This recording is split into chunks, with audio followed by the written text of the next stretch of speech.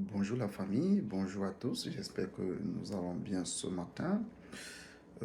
Si tu penses encore qu'au Canada, n'est-ce pas, il suffit de travailler dur, n'est-ce pas, pour réussir, vraiment, cette vidéo va te déranger, cette vidéo ne va pas te plaire. Beaucoup travaillent au Canada, mais peu vivent bien, il faut se le dire. Aujourd'hui, je ne vais pas, n'est-ce pas, te vendre le rêve, te présenter le rêve ou te présenter un Canada filtré, non. Aujourd'hui, je vais te dire la vérité sans filtre. Si c'est ta première fois sur cette chaîne, Canada Info Réel, je t'invite vraiment à t'abonner, à activer la cloche de notification. Tu ne perds absolument rien en le faisant. Et aussi à partager massivement la vidéo pour que cette vidéo puisse atteindre le maximum de personnes possible, que ce soit de personnes qui veulent immigrer, que ce soit des personnes qui sont déjà sur place et qui ne se retrouvent pas encore, que ce soit des personnes qui ont déjà réussi, n'est-ce pas? Ça peut leur permettre de prendre les meilleures des décisions pour la suite, n'est-ce pas, de leur vie au Canada ou en Europe ou aux États-Unis, ainsi de suite. Cette vidéo, je l'ai préparée en 7 étapes. Je vais commencer tout de suite par la première étape, par la première partie, pour que la vidéo ne soit pas si longue. Je t'invite vraiment à écouter attentivement la septième partie, c'est très important. Pour la première partie, pourquoi le Canada fait encore rêver? Pourquoi est-ce que beaucoup rêvent encore, soit de venir au Canada ou espèrent vraiment prospérer, que ce soit financièrement, avoir une stabilité au Canada? Soyons honnêtes, le Canada reste attirant. Il faut le dire, le Canada reste attirant. Que ce soit la stabilité politique, que ce soit la sécurité, euh, pas dans toutes les villes bien sûr, mais en moyenne, en général, vraiment, il y a de la sécurité. Tu peux te promener dans les rues à n'importe quelle heure sans craindre quelque chose, sans avoir peur, ainsi de suite. Donc, il y a vraiment toute une sécurité au Canada. Et la promptitude, n'est-ce pas, de la police ou des ambulances, s'il y a jamais, ou des sapeurs-pompiers, s'il y a jamais il y a un problème, vraiment, c'est du tic au tac. Il faut qu'on se le dise. Vraiment, le Canada est avancé en ce qui concerne tous ces aspects-là. Donc, il y a toute une sécurité, au fait. Le système de santé, c'est là, pour le système de santé, c'est quand tu réussis à être pris en charge, vraiment, la prise en charge est correcte, c'est parfait. Même comme parfois certains se plaignent de la lenteur au niveau des hôpitaux. Parfois, il faut prendre un rendez-vous médical 3 4 5 voire même 6 mois pour pouvoir être programmé. Si c'est une opération chirurgicale, alors vraiment, là, c'est la catastrophe. Donc, voilà un peu en ce qui concerne la santé. Des opportunités réelles. Au Canada, vraiment, il y a des opportunités. Des opportunités n'en manquent pas. Parfois, c'est juste le temps pour saisir ces opportunités qu'il n'y en a pas. Pour les opportunités, il y en a énormément au Canada. Il faut qu'on se le dise. Comparé à beaucoup de pays, le Canada reste une option sérieuse parce que ce soit, je ne vais pas citer des pays ici, mais je vous dis, moi je suis au Canada et quand je prends un peu le retour des autres pays, le Canada reste une option sérieuse dépendamment de tes objectifs d'immigration. Deuxième point, mon frère, ma soeur, je vais te parler de la réalité, n'est-ce pas, du travail. Le marché du travail est saturé au Canada. Il s'est vraiment saturé, surtout en ce qui concerne les métropoles, les grandes villes, que ce soit Vancouver, que ce soit Montréal, que ce soit Toronto, c'est vraiment saturé. Ceux qui sont un peu plus wise, vous allez excuser le terme, ceux qui sont un peu plus wise, n'est-ce pas, aujourd'hui, quand ils atterrissent, ils abandonnent complètement les métropoles et ils se dirigent directement vers les petites villes environnantes. J'ai fait une vidéo là-dessus. Si tu veux vraiment accéder facilement à l'emploi et tout, arrêtez de viser les grandes villes. Arrêtez de faire cela. C'est vraiment un échec. Vraiment, vous allez voir que pour un poste donné, des centaines et des centaines de milliers de candidatures sont déposées. Des diplômes, des expérimentés, des nouveaux arrivants. des Canadiens de naissance, donc tout mélangé. Vous voyez, euh, résultat, les employeurs, n'est-ce pas, choisissent ceux le moins risqué. Souvent, ce n'est pas toi, pas parce que tu es mauvais, n'est-ce pas, mais parce que tu es un nouveau. Et quand tu es un nouveau, tu ne comprends pas encore le système, tu n'as pas encore de l'expérience canadienne, tu n'as pas, ainsi de suite. Donc, vraiment, il y a de la compétition, il faut qu'on se le dise. Mes chers frères et sœurs, là, je vais vous parler maintenant des salaires et du coût de la vie au Canada. Euh, le grand mensonge. Parce que, parlons argent franchement. Oui, les salaires ont augmenté, le salaire minimum a augmenté, mais les loyers ont doublé et triplé même dans certaines villes. Que ce soit la nourriture, que ce soit le transport, que ce soit le téléphone, que ce soit les assurances, tout coûte plus cher. Tout coûte plus cher.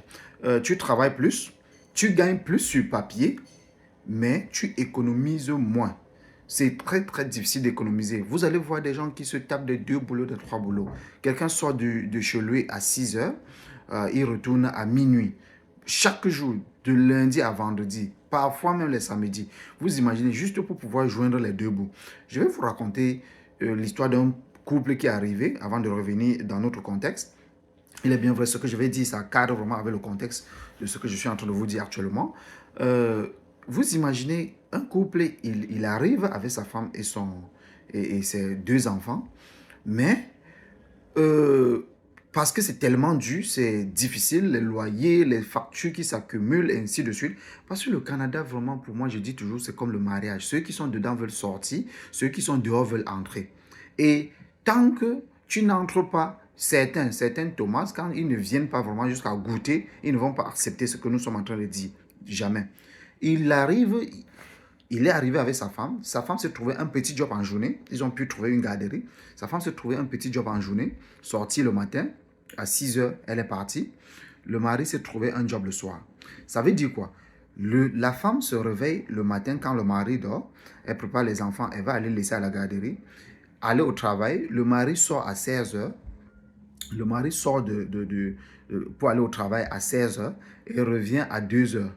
Donc, du coup, c'est à l'heure de la pause du monsieur qu'il peut voir sa femme parce qu'il passe l'appel vidéo pour voir sa femme. Vraiment, c'est hyper difficile. Vous ne pouvez pas imaginer. Vous vivez avec quelqu'un à la maison, vous ne vous voyez pratiquement jamais.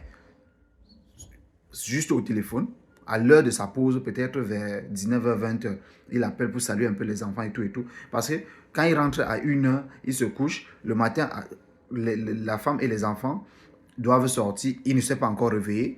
Et ensuite, quand il se réveille, il va aller au travail. La femme et les enfants ne sont pas là.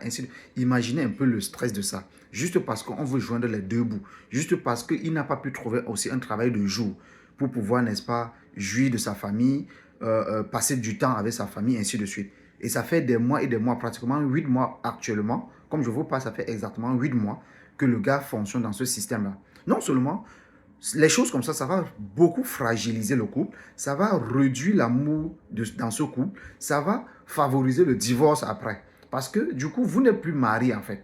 Je ne peux pas appeler ça mariage parce que vous ne vous voyez pratiquement jamais. Du coup, vous ne pouvez pas échanger, vous ne pouvez pas communiquer, vous ne pouvez pas communiquer normalement. Parce que oui, au téléphone, quand vous voyez, vous allez peut-être 30 minutes au téléphone, appel vidéo, mais les gars, ce n'est pas ça. Ce n'est pas ça. Vous ne pouvez pas me dire que l'appel vidéo peut remplacer vraiment la communication verbale entre 2 personnes dans un couple. Donc là, c'était juste pour vous faire voir comment de plus en plus c'est dur. C'était juste un exemple pour vous montrer comment de plus en plus c'est dur. Le monsieur n'a pas pu trouver un travail de jour pour pouvoir exercer, n'est-ce pas? Et il ne peut pas lâcher non plus le travail de soir parce qu'il faut payer les factures. Les factures s'accumulent tous les jours. Quand tu arrives déjà au Canada, quand tu te prends déjà une as et que les factures commencent à s'accumuler, les gars, ça ne s'arrête plus. Je m'adresse comme ça au nouveau, toi qui me regardes. Prends cette vidéo, enregistre cette vidéo quelque part, ça va t'aider. Abonne-toi à notre chaîne, suis les vidéos, ça va t'aider. Cela étant dit, je reviens dans ce que j'ai préparé pour nous, n'est-ce pas? Comme je le disais, tout est plus cher, tu travailles plus, tu gagnes plus sur le papier, mais tu économises moins. Beaucoup survivent, peu construisent. Maintenant, j'ai fait une vidéo où je précisais, il faut vraiment avoir un plan d'immigration clair. Ça veut dire quoi? Si tu as des objectifs de peut-être économiser 20 000 $ en un an, rassure-toi que chaque pays, tu as déjà tout calculé. Chacun au Canada doit organiser ses finances comme une entreprise. Ça veut dire quoi? Les sorties, les entrées, tu dois contrôler. Les sorties doivent toujours être inférieures aux entrées. Dépendamment de tes projets, de ton projet d'immigration, de tes objectifs que tu t'es fixés, tu peux du moins réduire ou même te priver de certaines choses juste pour atteindre tes objectifs et peut-être lancer que ce soit tes meublés chez vous, dans ton pays et préparer ton retour. Je ne dis pas préparer la retraite, non, je dis préparer ton retour. Parce que si quelqu'un travaille au rythme ici, pour prendre la retraite ici, non, vraiment les gars, c'est compliqué. Je puis vous rassurer. Parce que nous, on ne peut pas faire comme les Watts, parce que les Watts, eux, leur vie, c'est une place. Leur vie, c'est une place. Ils cherchent son argent, ils mangent. Ils s'en foutent, que c'est les enfants, ils s'en foutent. Mais nous, on a la famille laissée en arrière. On a notre propre famille, les tantes, les cousins, les cousines. On sait que tu es au Canada, il faut que tu aides. Donc, si à jamais tu ne te fixes pas des objectifs propres pour toi-même, mon cher ami, tu vas t'épuiser. Je dis bien, tu vas t'épuiser, que ce soit mentalement, physiquement. Les gars, je nous exhorte vraiment de réfléchir à un plan bien détaillé d'immigration, s'il vous plaît. Je vous ai dit lors de ma précédente vidéo, nous, on vous accompagne pour vos projets d'immigration, pour vos plans d'immigration, pour faciliter vraiment votre investissement dans vos pays, pour votre retour dans vos pays, une fois que vous êtes fatigué de ce Canada, comme je vois les milliers et les milliers se fatiguer tous les jours et quitter. Donc, cela étant dit, je vais passer directement à la partie 4, la fatigue mentale que personne ne montre. Les gars, la fatigue mentale de ça, personne ne te montre ça sur les réseaux sociaux. Tout ce qui te montre sur les réseaux sociaux, c'est que le Canada est doux. Le Canada, il y a de l'argent. Et ces gens-là ont souvent les milliers et les milliers et les millions de vues. Pourquoi est-ce que quand on vous dit la vérité, nous-mêmes, quand on vous dit la vérité, là, nous, on n'a pas de vues. Nous, on n'a pas de vues. Les gens ne propulsent pas la vidéo. Les gens n'aiment pas la vérité, au fait.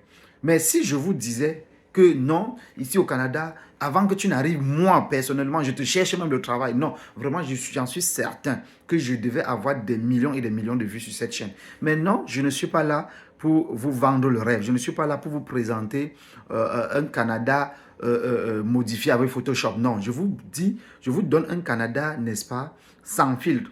Je parle, n'est-ce pas, du mental. Pourquoi? Parce que la fatigue d'enchaîner deux jobs. Et avant de continuer, je vais encore vous parler de quelque chose. Récemment, j'ai regardé la vidéo d'un petit où il disait que au Canada, on paye les gens pour aller s'asseoir dans les parcs d'attractions en été. Les gars, vraiment.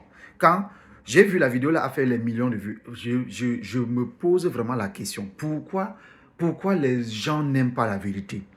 Vous croyez vraiment que c'est possible? Si c'était possible, est-ce que les Canadiens devaient même encore travailler? Pourquoi eux-mêmes n'abandonnent même pas? Vous croyez que qui aime travailler? Vous croyez qu'il y a des gens qui aiment travailler? Avec le stress, le stress mental, vous croyez qu'il y a des gens qui aiment travailler? Si tout le monde aime travailler toute sa vie, pourquoi est-ce que les gens économisent pour prendre leur retraite? Pourquoi est-ce que les gens économisent pour dire que je suis fatigué, laissez-moi tranquille, je veux prendre ma retraite, je veux voyager dans le monde entier, je veux jouir de cet argent? Vous croyez que si c'était possible, c'est que tout le monde ne vient pas au Canada et s'assoit dans les parcs, mes chers amis. Lui, il a eu des abonnés. Il disait même dans cette vidéo-là que les gens peuvent l'écrire pour qu'il les accompagne, pour qu'il puisse les accompagner pour leur procédure. Vraiment. Et c'est comme ça que j'en suis certain, il va prendre la tête de beaucoup de personnes. Il va bien frapper beaucoup de personnes. Vraiment, c'est déplorable. Cela étant dit, c'était juste une parenthèse. La fatigue, n'est-ce pas? Je parlais de la fatigue mentale, la fatigue d'enchaîner deux jobs. Les gens ne vous présentent pas ça dans les réseaux sociaux. Non. Le stress des horaires instables. Parfois, les horaires sont instables. Je dis au Canada, avant que tu ne finisses avec une situation, l'autre se déclenche. Avant que tu ne finisses avec une situation, c'est les problèmes sur problèmes. Il n'y a pas un temps de repos. Il n'y en a pas. La peur, n'est-ce pas, de licenciement. Parce que quand tu travailles, rien n'est sûr au Canada. Je dis bien rien. Quand tu arrives, tu es en train de bosser quelque part, rien n'est garanti, rien n'est sûr. Parce qu'à tout moment, on peut te licencier sans préavis, sans rien. Oui, les gars, la famille, je disais ceci. Tu souris au travail. Oui, tu souris parce qu'il faut sourire. Parce que quand tu vois le sourire même du travail, toi, tu sens qu'il y a quelque chose. C'est vraiment de l'hypocrisie pure, vraiment. Il faut se dire la vérité. Tout le monde sourit, mais c'est vraiment de l'hypocrisie exagérée. Euh, tu rassures la famille au pays, oui, tu travailles, tu as un petit job, mais à l'intérieur de toi, tu doutes. Tu sais qu'à tout moment, on peut te licencier. À tout moment, on peut te dire, mon cher ami, il n'y a plus de travail, l'entreprise a fait faillite, ainsi de suite. Et les factures, la maison, le logement, tout ça, ça ne comprend pas ça, mon cher ami. Quand les factures ont été déjà déclenchées, ça s'enchaîne seulement, ça ne comprend pas ça. Donc, du coup, il y a un stress permanent au Canada qui est vraiment exagéré. Moi, j'appelle ça un stress permanent exagéré. Euh, le Canada, n'est-ce pas, ne te brise pas physiquement, il te fatigue mentalement, vraiment. Physiquement, vous allez voir dans les grosses voitures, dans ceci, mais mentalement, il est épuisé complètement. Maintenant, en ce qui concerne la partie saine, n'est-ce pas, je vais juste vous présenter les pièges invisibles qui bloquent les nouveaux. Voici ce qui bloque beaucoup de gens, n'est-ce pas? Croire que le premier job est une solution permanente, non. Le premier job, généralement, c'est juste pour pouvoir gérer les factures, les premières factures, pour essayer de comprendre le système, pour prendre une décision, n'est-ce pas, en ce qui concerne ce que tu vas vraiment faire au Canada. Est-ce que c'est mieux de retourner aux études pour prendre des compétences spécifiques dans un domaine spécifique pour pouvoir, n'est-ce pas, exercer, ou c'est mieux peut-être de... En fait, il y a tellement d'opportunités, il y a tellement, comme je vous l'ai dit au début de la vidéo, il y a tellement d'opportunités. Le premier job te permet, n'est-ce pas, de visualiser toutes ces opportunités-là et voir vraiment quelle direction tu vas prendre. Ne pas comprendre les impôts, c'est très important. Comprendre comment est-ce que les impôts se passent. Il y a des gens qui se permettent, non, les heures sub, je vais faire ceci, je vais faire cela. Mais les heures sub, là, si on te dit comment on te coupe ça, si on te dit comment on te récupère sur les heures sub, il faut vraiment connaître dans quelle tranche, si tu touches de 1000 à peut-être de 0 à 16 000 ou de 0 à 20 000, combien est-ce que tu paies en impôt? De 20 à 30 ou 40 000, combien est-ce que tu touches en impôt? À plus de 50 000, combien est-ce que tu touches en impôt? Il faut vraiment le savoir. Sous-estimer le réseau, ça c'est aussi des pièges invisibles, quand je l'ai précisé, n'est-ce pas, dans une vidéo précédente. Sous-estimer le réseau, c'est très important, le réseau. Quand je parle du réseau, je parle de quoi? Quand tu arrives au Canada, tu peux faire de ce qu'on appelle le bénévolat. Tu peux travailler, que ce soit au pivot, dans les centres communautaires, ainsi de suite, gratuitement. Même si on ne te donne rien, il n'y a pas de problème, mon cher. C'est ton réseau que tu es en train de créer.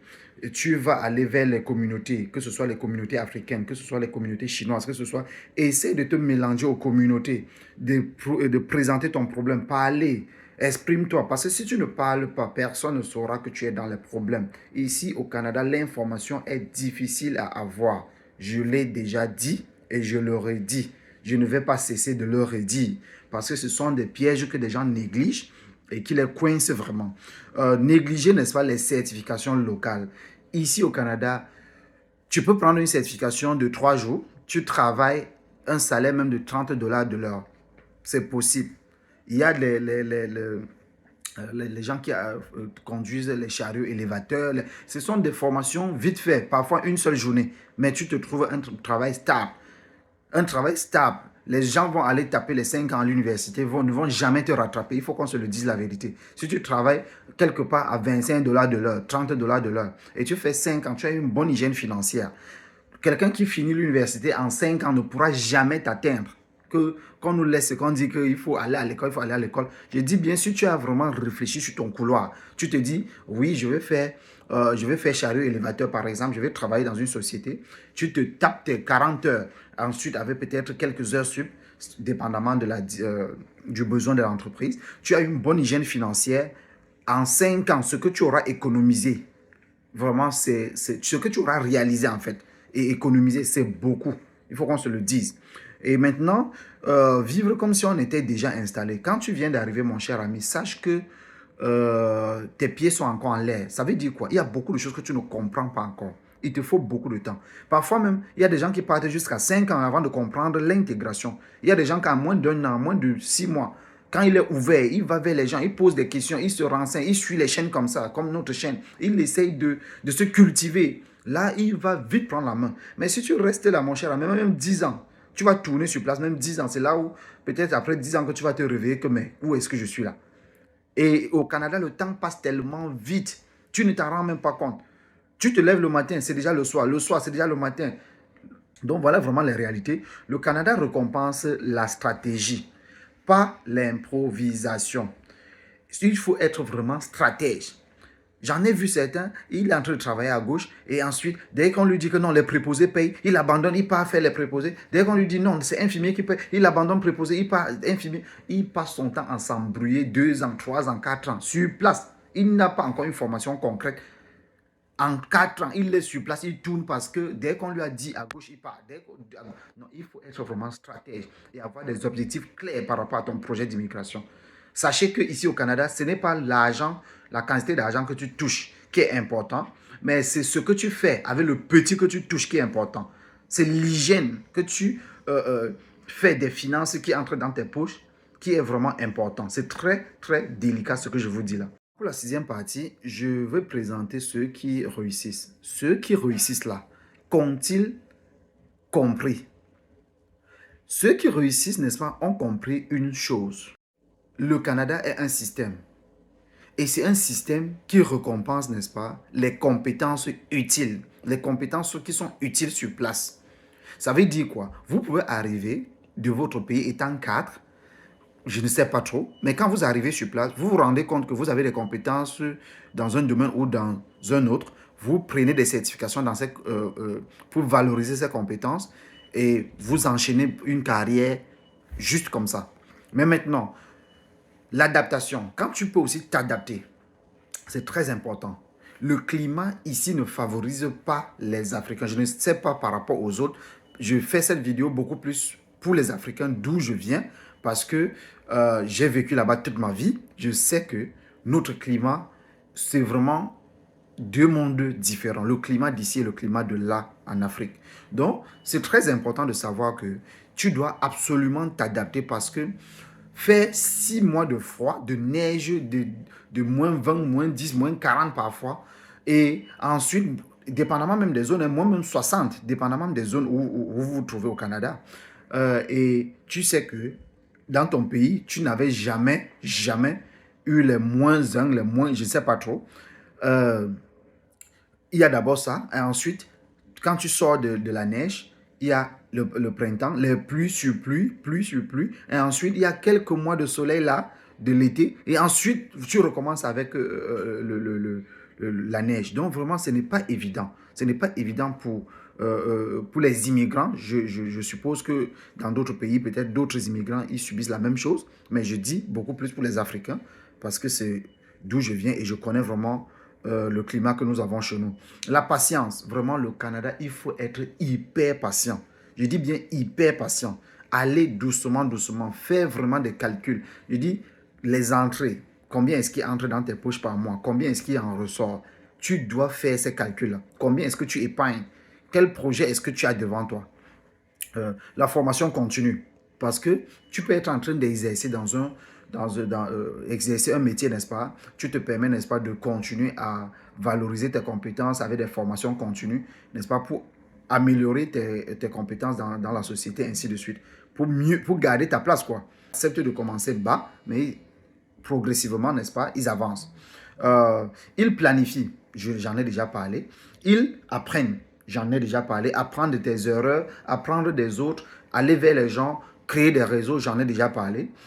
Ils montent progressivement. Si 1 mois, 2 mois, 3 mois, tu ne vois pas vraiment que tu es en train de monter, que ce soit dans tes épargnes, que ce soit dans dans ton projet d'immigration, que tu es en train de converger vers des objectifs que tu t'es fixés, mon cher ami, c'est qu'il y a un problème. Pose-toi beaucoup de questions sur toi-même et sur ton Canada et sur ta présence sur le sol canadien. Maintenant, la fameuse partie 7, les gars, la fameuse partie 7. Faut-il encore venir travailler au Canada Est-ce que c'est encore possible de venir travailler au Canada en 2025-2026? La vraie question n'est pas est-ce que le Canada est bien. La vraie question est est-ce que ton profil, n'est-ce pas, est prêt pour le Canada? Est-ce que tu es prêt à recommencer à zéro, parfois à moins quelque chose, pour pouvoir développer des compétences nécessaires pour vivre ce Canada? Sans plan clair, les chers amis, le Canada peut t'user. Canada peut te traumatiser complètement sans un plan clair et détaillé. Avec une stratégie claire, n'est-ce pas, le Canada peut encore transformer ta vie complètement. Le Canada ne fait plus de cadeaux. Il te teste, il sélectionne et il élimine les impréparés. Si tu n'es pas bien préparé, il va t'éliminer, il va t'user, il va te traumatiser. Juste un système, soit, n'est-ce pas, tu le comprends et tu vis avec, soit le système te broie complètement. Et merci beaucoup d'avoir écouté. Merci pour les encouragements. Merci pour les partages parce que ces derniers jours, je vois vraiment notre chaîne est en train de prendre beaucoup d'abonnés. Vraiment, merci beaucoup. Je vais continuer à vous donner de l'information palpable. Et c'est sur ce, je vous dis, écrivez en commentaire d'où vous regardez la vidéo. Merci beaucoup.